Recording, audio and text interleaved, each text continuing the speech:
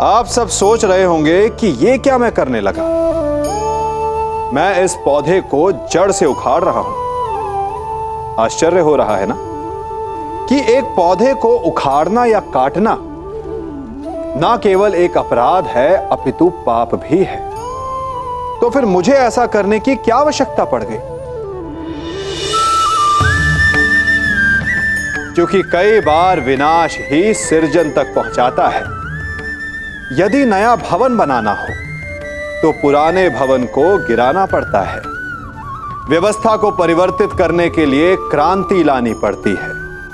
और उसी प्रकार यदि किसी वृक्ष या किसी पौधे की जड़ों में घुन लग जाए या उसका मूल सड़ जाए तो उसे जड़ से उखाड़ देना ही श्रेयस्कर होता है, ताकि उस स्थल पर नए पौधे उपज सके।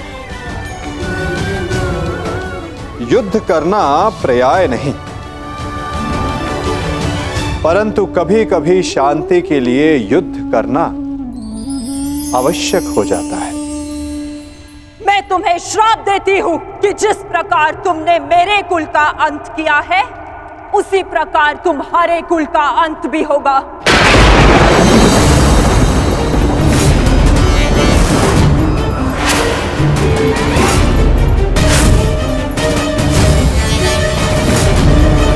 तुम्हारा कुल भी ऐसे ही आपस में लड़कर नष्ट हो जाएगा।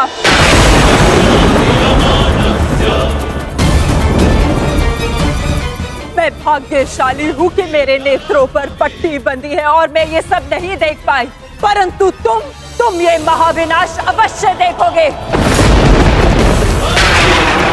तुम स्वयं अपने कुल के महाविनाश का प्रारंभ करोगे वासुदेव।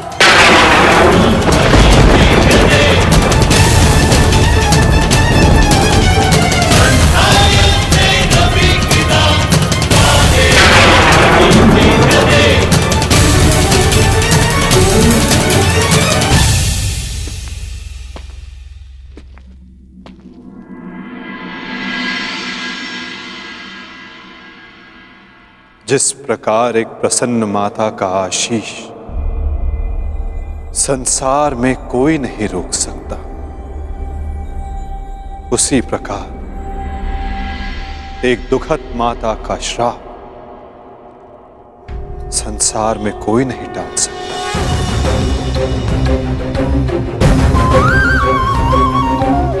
मुझे आपका श्राप स्वीकार है माते।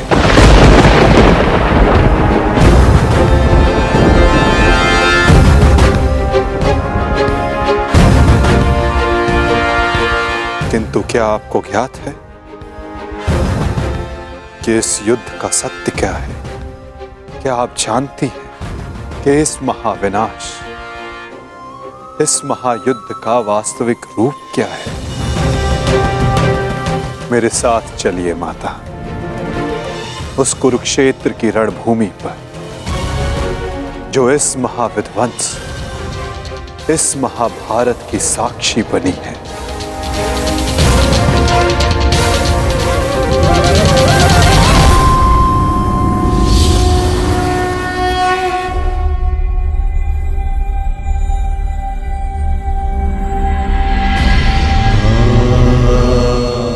ये दुर्गंध कैसी वासुदेव? ये दुर्गंध उन वीरों के शवों की है जिन्होंने इस महायुद्ध में अपना बलिदान दिया है माता, परंतु जिन्हें अंतिम संस्कार का अवसर भी ना मिला। ये दुर्गंध यहाँ हुए भीषण संहार के एक एक क्षण का अनुभव करा रही है मुझे। तुमने छल से मेरे एक एक पुत्र का वध कराया है वासुदेव। अपने दिए गए श्राप पे मुझे कतई भी पश्चाताप नहीं है। इस युद्ध से किसी को कुछ प्राप्त नहीं हुआ। ये युद्ध सबके लिए दुर्भाग्य ही साबित हुआ है और तुम्हारे लिए भी ये दुर्भाग्य ही साबित होगा। और आज मेरे श्राप के रूप में तुम भी उस युद्ध से दुर्भाग्य ही लेकर जाओगे।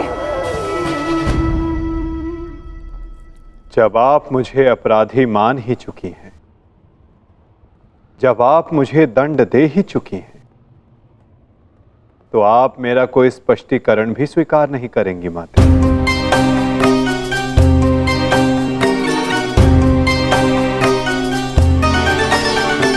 परंतु सत्य का भान आपके लिए आवश्यक है माते। जिनकी दृष्टि से इस महायुद्ध का कोई भी क्षण, कोई भी छल अनदेखा नहीं गया है माते, अब वीर बार्बरी आपको सत्य का भान करवाएंगे।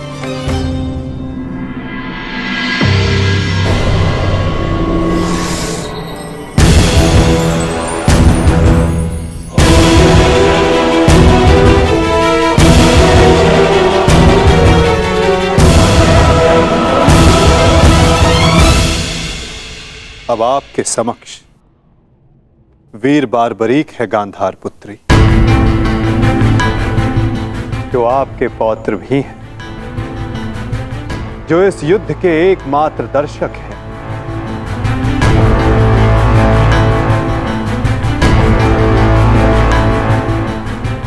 वो बार्बरी जिन्होंने अपना शीश दान किया और अमर हो गए।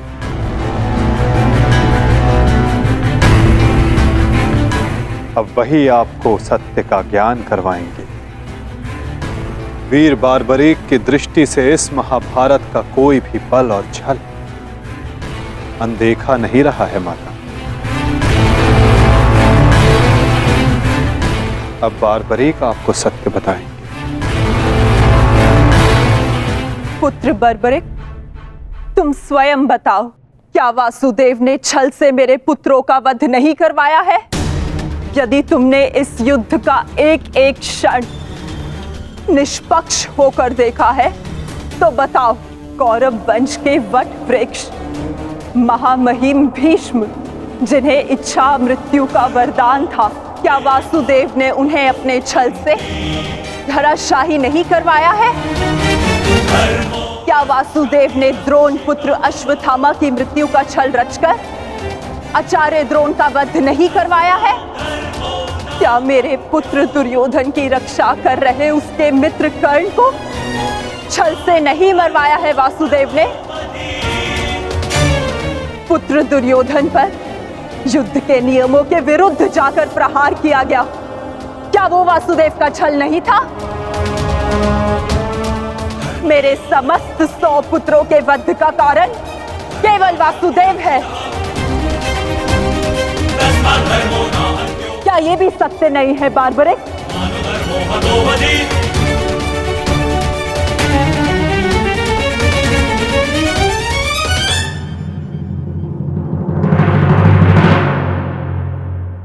मैं आपसे सहमत हूं माते। ये सब स्वयं वासुदेव ने करवाया।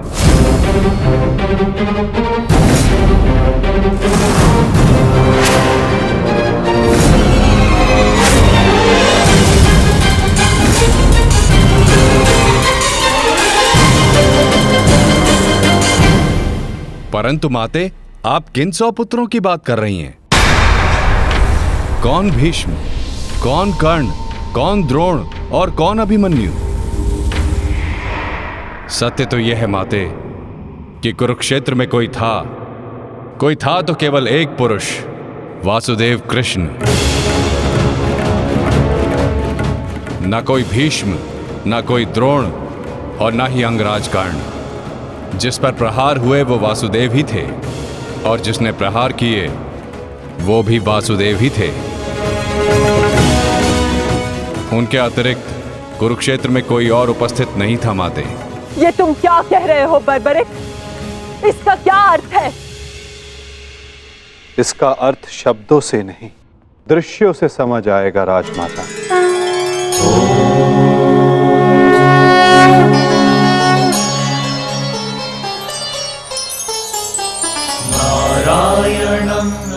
इस युद्ध के प्रारंभ से अंत तक हर प्रहार मैंने किया और हर प्रहार मैंने ही सहा। ततो जयम् उदीरये। देवीं सरस्वती धर्म स्थापना के लिए धनुष गदा खड़ग ये सब मैंने ही उठाए और इन सारे अस्त्रों का हर एक प्रहार मैंने ही सहा।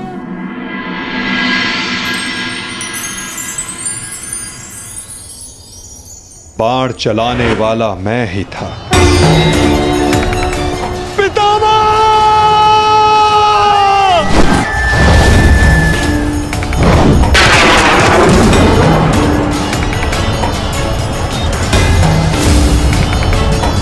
और उस बाण को अपने शरीर पर लेने वाला भी मैं ही था।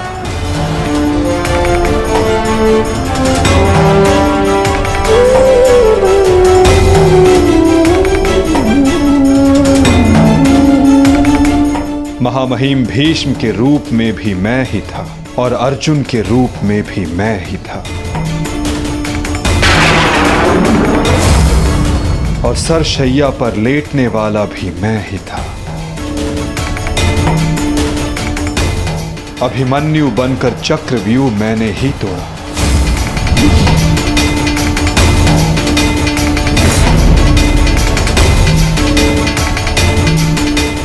वापस आओ अभिमन्यु, लौट आओ, व्यूह में प्रवेश मत करो। विश्वास कीजिए दात्री, मैं इस चक्रव्यूह को तोड़ सकता हूं और यदि मेरा सर कट भी जाए तब भी आपका सर गर्व से उठा रहेगा।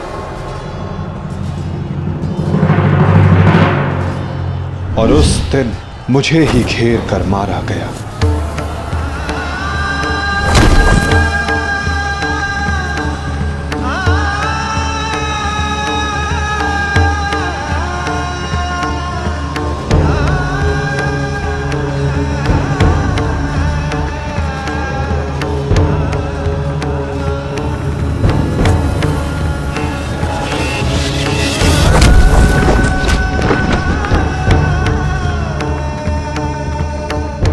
वो मैं ही था जिसने द्रोणाचार्य से कहा कि अश्वत्थामा मारा गया। आपने बिल्कुल सही सुना आचार्य द्रोण। अश्वत्थामा मारा गया। द्रोणाचार्य के रूप में अस्त्र त्यागने वाला भी मैं ही था।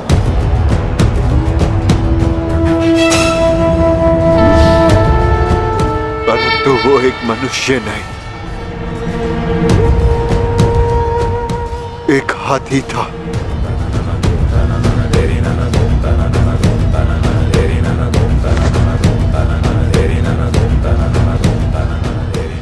अश्वत्थामा! और धृष्टद्युम्न बनकर मैंने ही स्वयं पर प्रहार किया।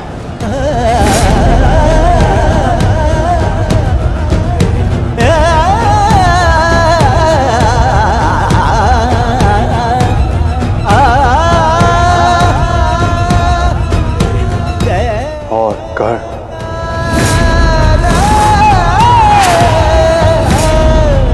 कर्ण के रूप में मैंने ही अपना कवच अपने शरीर से अलग किया।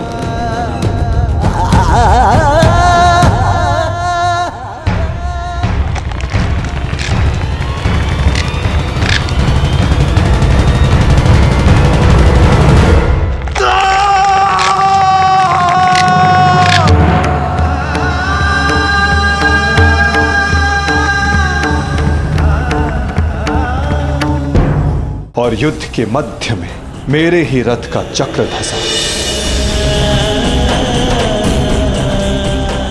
और मेरे ही आदेश पर मैंने ही स्वयं पर अंजलि का अस्त्र चलाया। अंगराज को मुक्त करो पार्थ, अंजलि का अस्त्र का प्रयोग करो।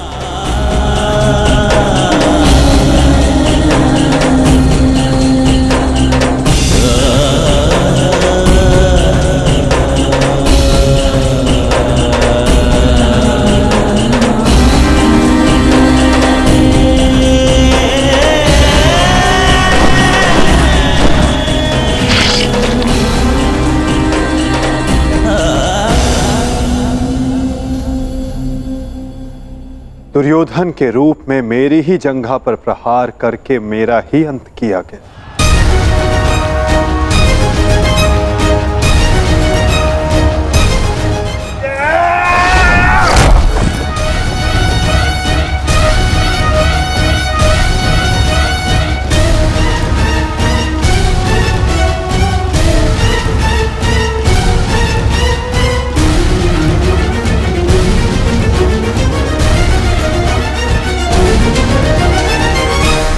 द्रुपद हो या धृष्टद्युम्न, विकोदर भीम हो या अर्जुन, सब में मैं ही था।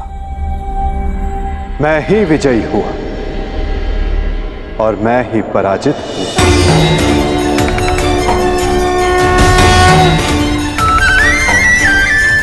सबसे अधिक प्रहार मैंने की,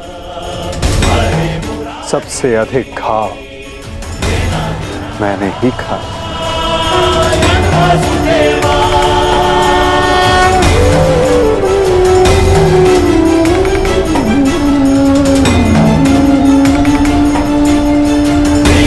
गोविंद हरे मुरारी। 18 दिनों के इस महासंहार हर बार मृत्यु मेरी ही हुई। गिरता था जो घायल होकर रणभूमि में, वो मैं ही था। अश्वत्थामा के अंगों से रक्त पीप श्वेत बनकर मैं ही युग युगांतर तक भटकूंगा। जीवन मैं हूं तो मृत्यु भी मैं ही।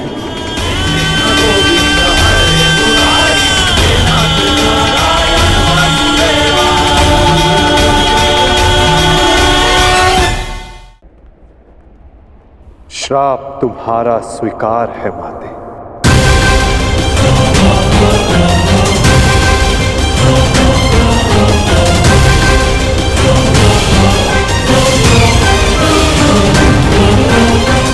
परंतु जब सब आपने किया तो ये माया क्यों मेरे वासुदेव? आप सब एक क्षण में ठीक कर सकते थे, तो फिर ऐसा आपने क्यों नहीं किया? फिर उन प्रतिज्ञाओं का क्या होता माते, जो सबने ली थी? उन अपराधों के दंड का क्या होता, जो सबने किया? उन कष्टों का पुरस्कार क्या होता, जो धर्म ने सहे? उस सीख का क्या होता, जो इस युद्ध में हुए हर मृत्यु से मानव जाति को मिले और जो संसार में प्रलय आने तक उनका मार्गदर्शन करेगी?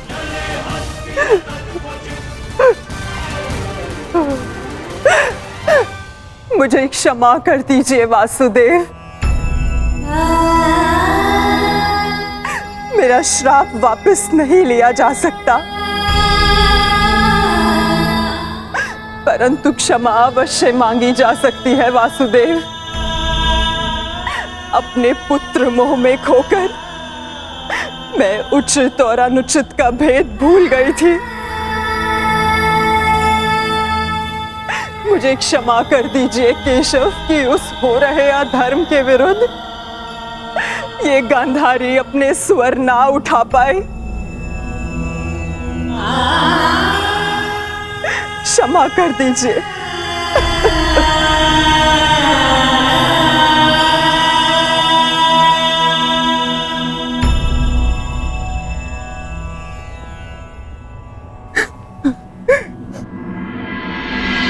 नहीं माते, किसी का अंत किसी के श्राप से नहीं होता।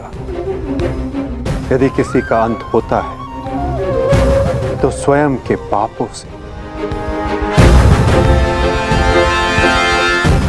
यदि यदुवंश का अंत होगा तो आपके श्राप से नहीं माते, अपितु स्वयं के पाप कर्मों से।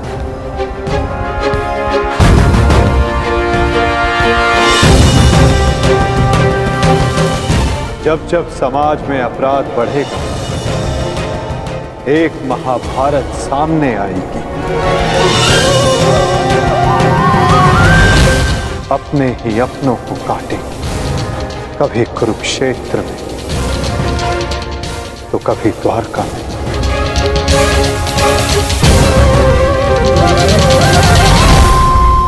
माते, यदि आप कुछ करना चाहती हैं तो अपने मन के इस प्रतिशोध की अग्नि को शांत कीजिए और पांडवों को आशीष दीजिए। युधिष्ठिर का राज्य अभिषेक करवाइए और धर्म स्थापना में आपका ये योगदान और आपका आशीष आवश्यक है माते।